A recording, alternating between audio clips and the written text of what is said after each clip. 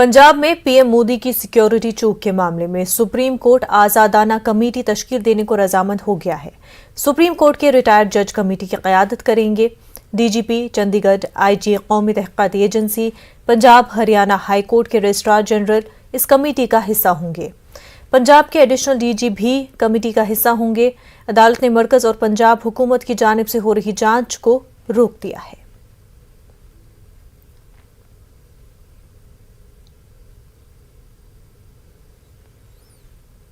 पंजाब दौरे के मौके पर वजीर आजम नरेंद्र मोदी की सिक्योरिटी का मामला गर्मा गया। मरकजी वजीर बराए अक़लियती उमूर मुख्तार अब्बास नकवी ने इस मामले में रद्द-ए-अमल दिया। उन्होंने इस मामले को कांग्रेस की साजिश करार दिया। यंत्र में कहीं ना कहीं जो है वो सुई जो है कहीं और जा रही है। सुप्रीम कोर्ट अपना देख रहा है, जो एजेंसियां हैं वो देख रही हैं। प्रधानमंत्री किसी पार्टी के नहीं होते, प्रधानमंत्री जो है वो देश के हैं और दुनिया के एक लोकप्रिय नेता, ऐसे नेता जो कि पूरी दुनिया में शांति के लिए, आतंकवाद के खात्मे के लिए अग्रणी भूमिका निभा रहे हों, उनके साथ इस तरह की साजिश, षड्यंत्र और उसके ऊपर जो है वो एक पॉलिटिकल फैमिली और पॉलिटिकल परिवार का की लीपापोती, ये अपने आप में कई तरह के सवाल खड़े करते हैं। हरिद्वार धर्म संसद मामले में सुप्रीम कोर्ट समाअत के लिए रजामंद हो गया है। हरिद्वार धर्म संसद इशालंगेज तकरीर के मामले में अर्जी दाखिल करके इसकी आजादाना जांच का मुतालबा किया गया है। सीनियर वकील कपिल सिब्बल ने सीजेआई के सामने इस मामले का तज़किरा किया और उनसे इस पर जल्द समाअत की गुजारिश की। कपिल सिब्बल ने कहा कि यह मामला तशवीशनाक है। हरिद्वार में 17 से 19 दिसंबर तक हुए धर्म संसद में मुसलमानों के खिलाफ जहर फैलाया गया था। सोशल मीडिया पर धर्म संसद का वीडियो वायरल हुआ था, जिस पर खूब बवाल हुआ था। दो तबकों में तसादुम के बाद पुलिस ने करनूल जिले के आत्मकौर में 5 दिनों तक के लिए दफा 144 नाफिज कर दिया है। मस्जिद की तामीर के मामले पर 2 फिरकों में तसादुम हुआ।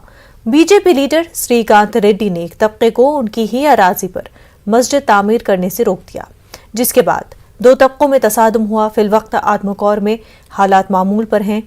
एसपी सुधीर कुमार रेड्डी ने इजाफी पुलिस दस्तों को तैनात कर दिया है। उन्होंने बताया कि हालात को बिगाड़ने के इल्जाम में अब तक दोनों फिरकों में तकरीबन 30 से जायद अफराद को हिरासत में ले लिया गया है। इलाके में पुलिस की गश्त जारी है।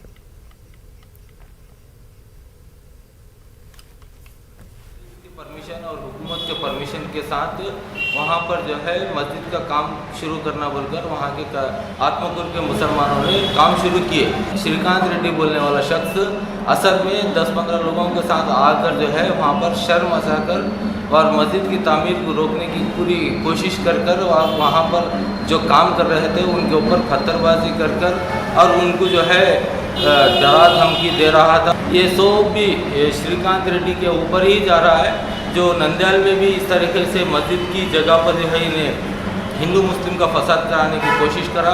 और कल जो है आत्मकूर में भी यही शख्स श्रीकांत रेड्डी और उसके साथ एक 10-15 जने मिलकर ये हिंदू मुस्लिम के फसादात करने के कोशिश में लगे हुए हैं।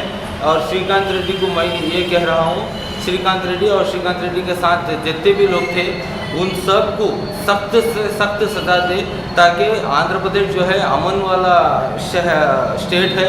अभी तक जो है करनूल डिस्ट्रिक्ट में कोई ऐसे फसादात नहीं हुई हैं। हिंदू मुस्लिम भाई भाई का सरकार मिलकर चल रहे हैं, जो आगे चल के ऐसा हादसा ना हो आंध्र प्रदेश के अंदर। मैं हुकूमत से, पुलिस से, डीजीपी से रिक्वेस्ट कर रहा हूँ, इनके ऊपर सख्त से सख्त सजा लगाकर जो है दोबारा ऐसा ना होने दो। और अब बात करते हैं कोरोना वायरस की।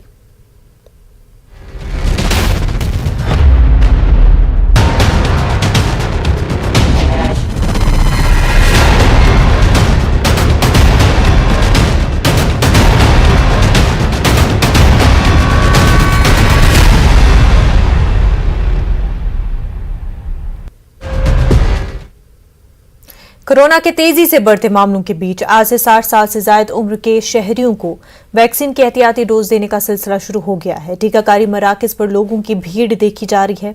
बुजुर्गों के साथ साथ हेल्थ केयर और फ्रंट लाइन वर्कर्स को भी टीके लगाए जा रहे हैं। 5 रियासतों में असेंबली इंतखाबात होने वाले हैं और इन रियासतों में इंतखाबात की ड्यूटी करने वालों को भी फ्रंट लाइन वर्कर्स के जुमरे में रखा गया है, बशर्ते कि उन्हें दूसरा टीका लगे हुए 9 महीने हो चुके हों।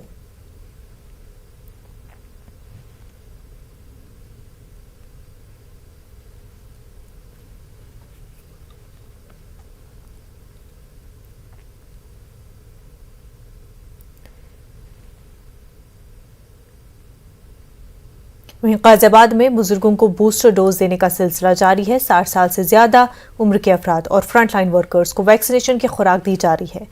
टीका मराकज पर लोगों की भीड़ देखी जा रही है। लोगों में बहुत जोश और खरोश है।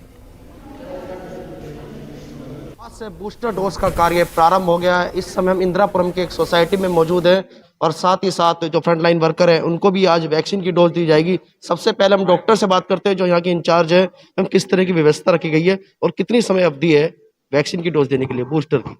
देखिए कि जो बूस्टर को हमने प्रिकॉशनरी डोज के उसमें अब किया गया है, तो ये आज सीनियर सिटीजन का अभी हमने स्टार्ट किया है। जितने भी लोगों का 9 मंथ्स का टाइम पूरा हो गया सेकेंड डोज के बाद, उनको ये बूस्टर डोज देने हैं। साथ साथ में 15 साल से 18 साल तक के जो बच्चे हैं उनका भी साथ साथ में स्कूल प्रोग्राम भी शुरू हो चुका है, तो उसमें भी चल रहा है आज। तो आज यहाँ पे इंदिरापुरम में कम से कम 10 सेंटर्स पे वैक्सीनेशन का काम चल रहा है और उसमें एक तो यहाँ सोसाइटीज हैं जो अभिनव जी के निर्देशन में चल रही हैं और साथ साथ में कुछ स्कूल्स हैं जैसे सेंट टेरेसा स्कूल है ना, सहज इंटरनेशनल स्कूल है, वहाँ पे भी बच्चों का वैक्सीनेशन भी चल रहा है। साथ साथ में हमने वहाँ पे भी बूस्टर डोज के लिए कह रखा है कि कोई भी वहाँ का नियर बाई आना चाहे तो वो वहाँ पे भी तमाम तरह की व्यवस्था। जिन्होंने बूस्टर डोज लिया हम उनसे बात करते हैं। आज आपने तीसरी डोज ली है बूस्टर की, किस तरह लग रहा है आपको? मतलब अगर हम पूछना चाहें। मैं एक खुद साइंटिस्ट हूँ। पहली मैं सबसे ऑडियंस से रिक्वेस्ट करूंगा किसी भी अफवाह के तहत नहीं जाएं। ये बिल्कुल सेफ है, देश के लिए अच्छा है, इंडिविजुअल के लिए अच्छा है और हर एक को लगवाना चाहिए आगे बढ़ करके, फर्स्ट सेकंड थर्ड डोज। आपसे भी जानना चाहेंगे, आपने भी बूस्टर डोज ली है? मैं इससे बहुत खुश हूँ कि मेरे को आगे थोड़ी प्रॉब्लम कम होगी, बहुत ना के बराबर होगी, तो सबको लगवाना चाहिए बूस्टर डोज भी। देखिए ये वह बुजुर्ग थे जिन्होंने बूस्टर डोज ली और स्थानीय पार्षद है उनसे बात करते हैं जिन्होंने व्यवस्था करी है। किस तरह की यहाँ पर व्यवस्था की गई है और क्या क्या इंतजाम किए जा रहे हैं? देखिए हमारे यहाँ इंदिरापुरम में करीब करीब 80 सोसाइटीज हैं और स्कूलों के अंदर भी और सोसाइटीज के क्लब हॉल के अंदर भी ये व्यवस्था की गई है कि वहाँ पे यूपी हेल्थ डिपार्टमेंट के सहयोग से वहाँ पे कैंप लगाए जा रहे हैं। यहाँ पे रजिस्ट्रेशन हो रहा है, कहीं जाना नहीं है सिटीजन को, अपने ही सोसाइटी के अंदर बच्चों को बुजुर्गों को वैक्सीन जो है लगाई जा रही है और इससे ये फायदा हो रहा है कि जो वैक्सीन की जो दर है लगने की वो ज्यादा हो रही है और यहाँ के लोग भी हैं, जिस तरह का यहाँ का कल्चर है उनको पूरी सहूलियत उनके दरवाजे पे मिल रही है और करीब करीब मैं देखता हूँ कि 50% बच्चों की वैक्सीन यहाँ पे लग चुकी है। आज पहला दिन है सीनियर सिटीजन का, उसके लिए भी बड़ा उत्साह है। मेरे पास बहुत सारे फोन आ रहे हैं और हमारे रिक्वेस्ट को जो है हेल्थ डिपार्टमेंट मान भी रहा है और इस तरह से कहीं ना कहीं वो राजी होकर अपना स्टाफ प्रोवाइड कराकर सोसाइटी के अंदर ही कैंप लगवा रहा है। लोगों में इसको लेकर उत्साह है और साथ ही साथ उत्तर प्रदेश में चुनाव भी है। 10 फरवरी को यहाँ पर पहला चरण होगा, मतदान होगा, तो वैक्सीनेशन पर अधिक से अधिक जोर दिया जा रहा है। स्वास्थ्य विभाग की तरफ से तैयारी की गई थी और साथ ही साथ संस्थाएं हो, सोसाइटी हो, तो सब में ये वैक्सीन का डोज लगाया जा रहा है। Rohit Singh, news 18 Ghaziabad. Frontline workers और 60 साल से ज्यादा उम्र के लोगों के लिए कोविड वैक्सीन का बूस्टर डोज आज कश्मीर में सर्दी और बर्फबारी के दरमियान शुरू हो चुका है। लोगों की बड़ी तादाद वैक्सीनेशन सेंटर पहुंच रही है। पुलिस अस्पताल श्रीनगर में पुलिस और सिक्योरिटी एहलकारों को कोविड वैक्सीन की एहतियाती खुराकें दी गईं। जो लोग पैदल चलकर वैक्सीनेशन मराकज तक नहीं जा सकते, उन्हें महकमे सेहत की जानिब से उनकी रिहाइशगाह पर दिया जाएगा। हेल्थ के लिए बहुत ज़रूरी है क्योंकि हम अबव 60 है तो ये मैंडेटरी है हमारे लिए ये लगाना, क्योंकि ऑलरेडी हम 2 डोज लग चुके हैं हमारे दोनों के, तो अब ये तीसरा डोज गवर्नमेंट ने ऐलान किया कि ये भी लगाना ज़रूरी है, तो इसलिए हम आए। बहुत ज़रूरी है, बहुत ज़रूरी है और एहतियात रखना भी सबसे ज़्यादा ज़रूरी है। अपने घरों में ही बैठो, किसी हुजूम में मत जाओ। जो मेरी तरफ कमज़ोर है उसको तो घर में ही बैठना ज़्यादा मुनासिब लगता है, क्योंकि मैं ब्रेस्ट कैंसर सर्वाइवर भी हूँ और हार्ट अटैक भी हूँ। रिसेंटली मुझे ऑपरेशन हुआ है, इसलिए बहुत ज़रूरी है। स्नो बाउंड एरिया है, हमारे पास कई ऐसे इलाके हैं जहाँ पे लोगों का चलना भी अभी मुश्किल है, उनके लिए क्या इंतजाम? आप देखिए, आपने वीडियोस देखे होंगे और आप लोग ही वहाँ जाते हो। जब आप जा पाते हो और हमारा वहाँ वीडियो उठा के लोगों को दिखाते हो तो हमारे लोग भी जाते हैं, वहाँ वैक्सीनेशन पूरा मिलता है। हालांकि आपने देखा जो डोर टू डोर मुहिम हमारी थी, टॉप ऑफ द जो हिल वहाँ पे भी लोग गए, आपने देखा होगा और आप लोग ही कवर करते थे उस टाइम भी। हमारा जो वैक्सीनेशन ड्राइव है थ्रू आउट यूटी होगा और हर एक ब्लॉक में, हर एक डिस्ट्रिक्ट में होगा, सेंट्रल लेवल में भी होगा। एक चीज़ डॉक्टर साहब मैं जानना चाहूँगा, एक यहाँ पे एक बात आई, मैंने कुछ ऐसे पेशेंट देखे हैं जो कैंसर पेशेंट रहे हैं, जो कुछ ऐसे भी हैं जो टर्मिनली इल भी हैं, काफ़ी बीमार हैं। क्या ऐसी कोई सूरत हो सकती है कि उनके घर में वैक्सीन दिया जाए? हाँ बिल्कुल बिल्कुल। जो अभी एक आपके सामने ही एक बुज़ुर्ग थे, उन्होंने अच्छे से डोज भी लिया अभी, और उनसे भी मेरी ये बात हो गई। जहाँ कहीं भी हम एक मिस कॉल दूर है, कॉल भी नहीं, वो कॉल करेंगे, उनके लिए टीम गाड़ी ही जाएगी along with the critical care, along with doctor, along with all other required medicine. 6 lakh ऐसे लोग हैं जो इस ज़ुमरे में जिनका बूस्टर डोज लगना है, यानी इजाफी डोज लगना है, ताकि उन्हें किसी तरह की परेशानी ना हो। यहाँ पे हम इस वक्त जो मौजूद हैं, हम जवाहर नगर में मौजूद हैं, ये हेल्थ सेंटर है, यहाँ से इसकी शुरुआत की गई।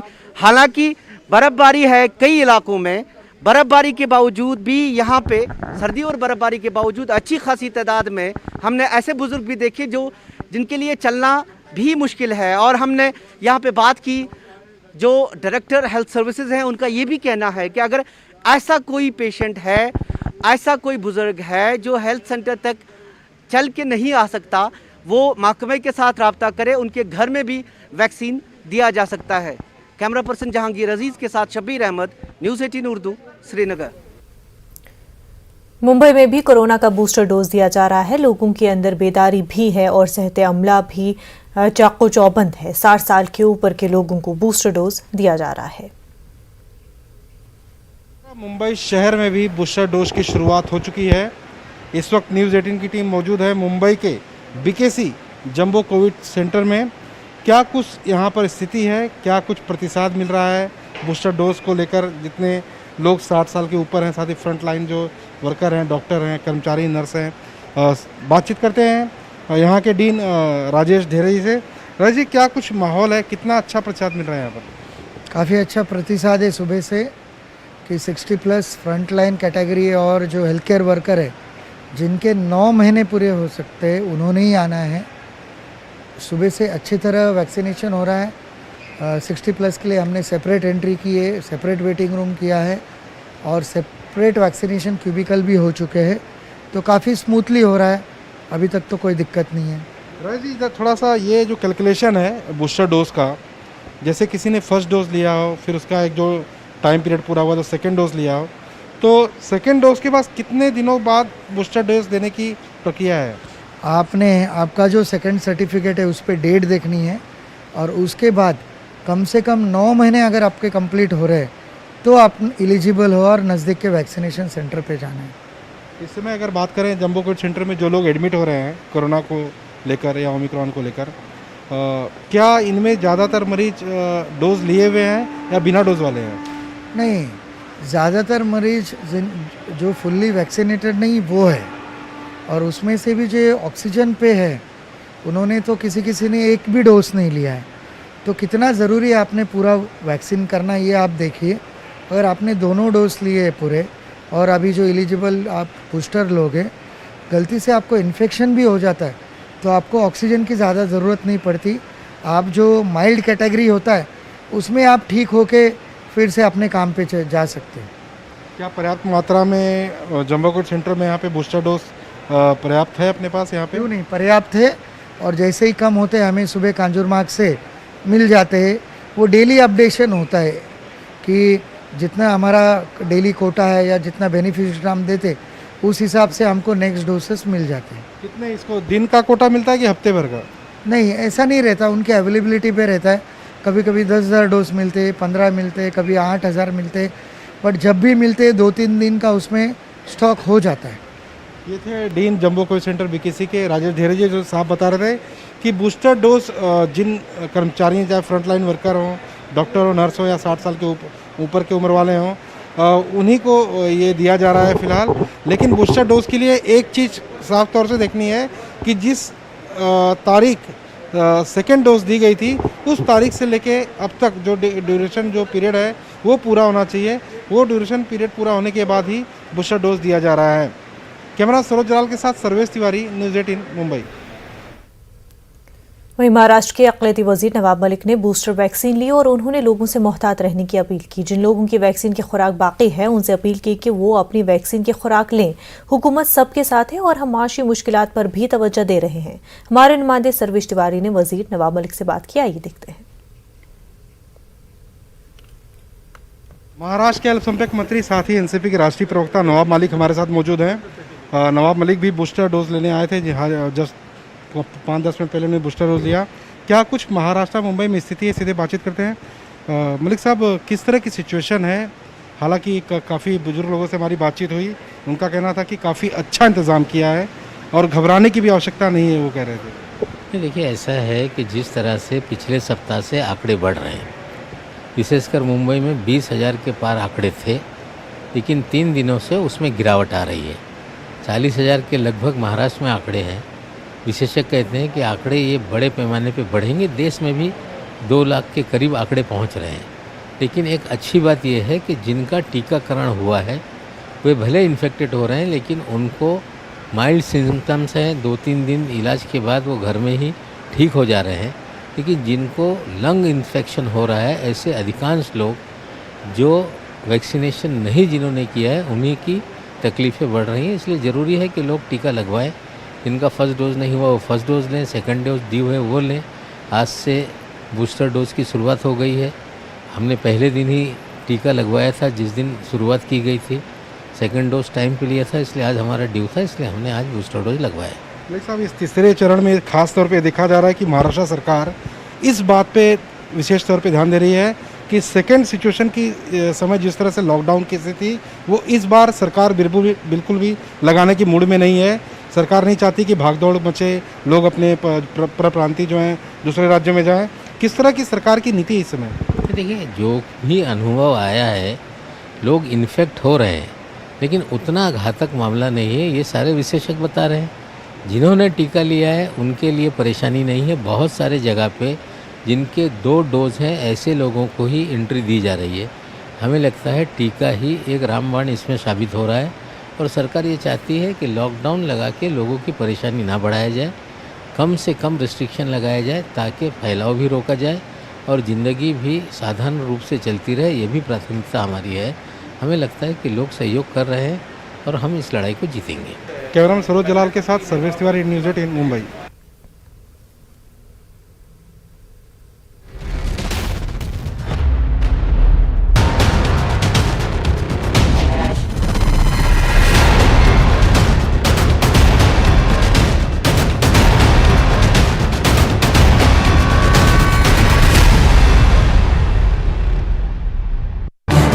इस न्यूज हेडलाइंस के प्रायोजक पेट सफा आयुर्वेदिक चूर्ण।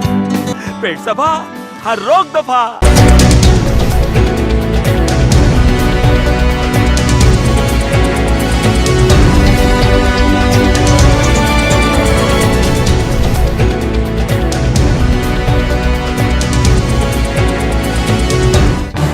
इस न्यूज हेडलाइंस के प्रायोजक पेट सफा आयुर्वेदिक चूर्ण। पेट सफा, हर रोग दफा।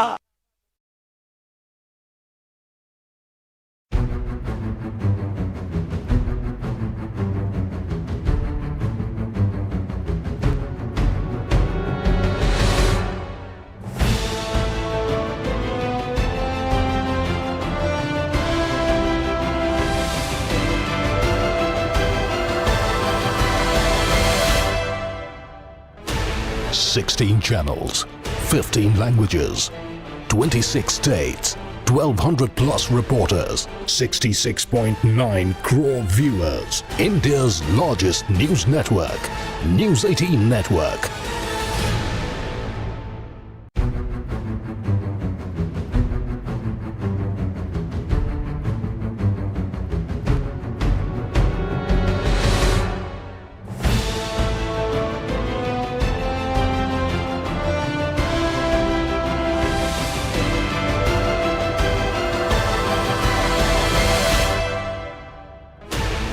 Sixteen channels, 15 languages, 26 states, 1,200 plus reporters, 66.9 crore viewers. India's largest news network, News 18 Network.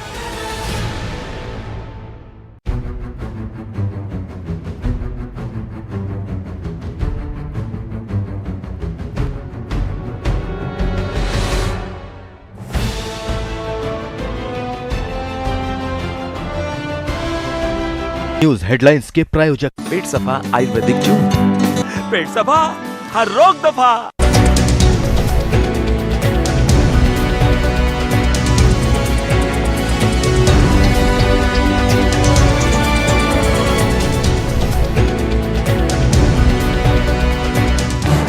इस न्यूज हेडलाइंस के प्रायोजक पेट सफा आयुर्वेदिक जूम। पेट सफा हर रोग दफा।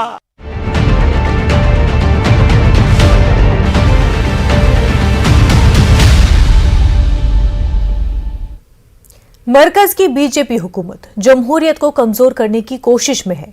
विजयवाड़ा में वेलफेयर पार्टी ऑफ इंडिया का इजलास मुनक्किद हुआ, जिसमें वेलफेयर पार्टी ऑफ इंडिया के कौमी सदर डॉक्टर SQR इलियास ने शिरकत की। अपने खिताब के दौरान उन्होंने कहा कि मोदी हुकूमत आजादी का अमृत महोत्सव प्रोग्राम को लेकर मुसलमानों को सूर्य नमस्कार करवाने के लिए दबाव डाल रही है, जो जमहूरियत के खिलाफ है। उन्होंने इस सर्कुलर को वापस लेने का मरकज से मुतालबा किया है।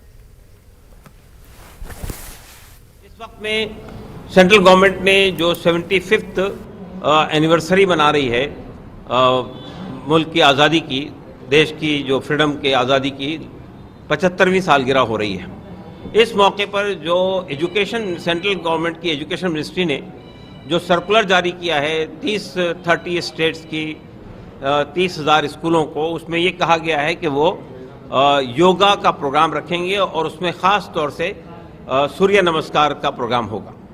हमारा मानना ये है कि आप सूर्य नमस्कार एक हिंदू संस्कृति का हिस्सा है और वो जहाँ तक मुसलमानों का ताल्लुक़ है, मुसलमान जो है वो एक खुदा के अलावा किसी और के सामने अपना सर नहीं झुकाते हैं, किसी और की ताज़ीम नहीं करते हैं। और ये जो सूर्य नमस्कार है वो एक धर्म की परंपरा को, एक धर्म के कल्चर को, एक धर्म की रिलीजियस इबादत को सब पर थोपने की कोशिश हो रही है। ये बिल्कुल गलत है और इस सर्कुलर को गवर्नमेंट ऑफ इंडिया को वापस लेना चाहिए। ये एक कंट्री, एक सेकुलर कंट्री है, ये रिलीजियस कंट्री नहीं है। असम के चीफ मिनिस्टर हेमंत बिस्वा शर्मा ने वरंगल के हनुमनगुंडा में बीजेपी की जानिब से मुनक्किदा इजलास में शिरकत की। मुलाजमीन और असातिज़ा के तबादलों से मुतल्लिक़ जारी GO की मनसूखी के खिलाफ बीजेपी की जानिब से जलसा मुनक्किद किया गया था। जलसे से खिताब के दौरान आसाम के चीफ मिनिस्टर ने इश्तिहार अंगेजी की कोशिश की।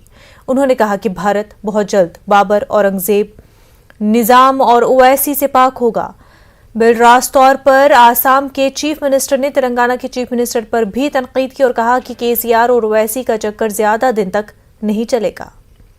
और बहनों, अभी हम लोग को शपथ लेना है, एक नया भारत का हम लोग को निर्माण करना है, जो भारत में कोई ओवैसी का जगह नहीं है, जो भारत में औरंगजेब का जगह नहीं होगा, जो भारत में बाबर का जगह नहीं होगा, जो भारत में कोई निजाम का हिस्ट्री लोग नहीं पढ़ेगा। अगर कोई भारत में हिस्ट्री पढ़ेगा, सरदार वल्लभ भाई पटेल का हिस्ट्री पढ़ेगा। अगर कोई भारत में हिस्ट्री पढ़ेगा तो हमारा भीम का नाम भीम का पढ़ेगा, रानी रुद्रानी देवी का पढ़ेगा, काकतिया का जो पसंद राज लोग था, वॉरियर्स था, उनका हिस्ट्री पढ़ेगा। अभी निजाम का और हिस्ट्री कोई नहीं पढ़ेगा। भारत बदल गया है और बदलते हुए भारत को हम लोग को आगे ले जाना है। महाराष्ट्र के अकोला जिले में वाक़ हथरून नामी गांव मस्जिद ट्रस्ट ने औकाफ की जायदाद को तहफ़्फ़ुज़ फराहम करने के लिए मिसाली कदम उठाया है। हथरून नामी गांव में वक्फ की ज़मीन जायदाद को इस मुनज़्ज़म अंदाज में तरतीब दिया गया है कि कोई उस पर नाजायज़ कब्जा करने की हिम्मत भी नहीं कर सकता। साथ ही सालाना आमदनी में इजाफे से एक अलग फ़ायदा हो रहा है। हर साल नीलामी के जरिए ज़रूरतमंदों को किराए पर दुकानें और खेती वगैरह 11 महीने के लिए दिए जा रहे हैं। इससे हासिल होने वाली रकम से मस्जिद के इमाम और मुअज्जिन की तनख्वाह, मुख्तलिफ तामीरी काम और दीगर अहम ज़रूरियात पूरी की जा रही हैं। नीलामी के दौरान गांव के बाशिंदे इकट्ठा होते मस्जिद ट्रस्ट और जिम्मेदारों से मस्जिद के मामलात के मुतल्लिक़ सवालात भी पूछे जाते हैं। वहीं आंध्र प्रदेश मशाइख बोर्ड के एक वफ्द ने उर्दू अकेडमी के चेयरमैन H नदीम अहमद से विजयवाड़ा में मुलाकात की। इस दौरान मशाइख बोर्ड के वफ्द ने उर्दू ज़बान की तरक्की के अलावा रियासत में Urdu medium inter degree college के क़याम पर जोर दिया है। मशाइख बोर्ड के चेयरमैन को यादाश्त पेश की गई। चेयरमैन नदीम अहमद ने इस मामले पर हुकूमत से नुमाइंदगी करने की यकीन दहानी करवाई है। मशाइख बोर्ड ने सुन्नी जमात से ताल्लुक़ रखने वाले फ़र्द को ही वक्फ बोर्ड का चेयरमैन नामजद करने पर जोर दिया। वहीं विजयवाड़ा के लोहीपेट में वाक़ दरसगाह इस्लामी हाई स्कूल में करियर गाइडेंस प्रोग्राम मुनक़िद हुआ। मुनीर फाउंडेशन की जानिब से तलबा और असातिज़ा के लिए वर्कशॉप का इनेकाद किया गया। इस दौरान मुनीर फाउंडेशन के बानी मोहम्मद मुनीर ने तालीम के शोबे में आ रही तब्दीलियों को अपनाने पर जोर दिया है। उन्होंने कहा कि टेक्नोलॉजी को तालीम से जोड़ना काफ़ी ज़रूरी है। मोहम्मद मुनीर ने बताया कि दौर हाजिर में तालीम, तदरीस और टेक्नोलॉजी के मैदान में कई तब्दीलियां रोनमा हुई हैं। मुसलमानों को चाहिए कि वो भी अपने तालीमी इदारों में नए तरीक़ेकार अपनाएं। पुराने तरीक़े तालीम की वजह से मुस्लिम तलबा मुकाबला जाती इम्तहानात का मुकाबला करने से कासिर हैं। मोहम्मद मुनीर ने इस जानिब तवज्जो देने की मुस्लिम तालीमी इदारों और सरपरस्तों से अपील की है।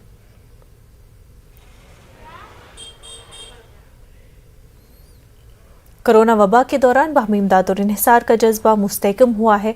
मुल्क इस वबा से मुत्तहिद होकर मुकाबला कर रहा है। टीकाकारी के ऐलान के बाद हम बेहतर ताउन करें जिससे हम कोरोना को मात देने की जानिब कदम बढ़ा सके।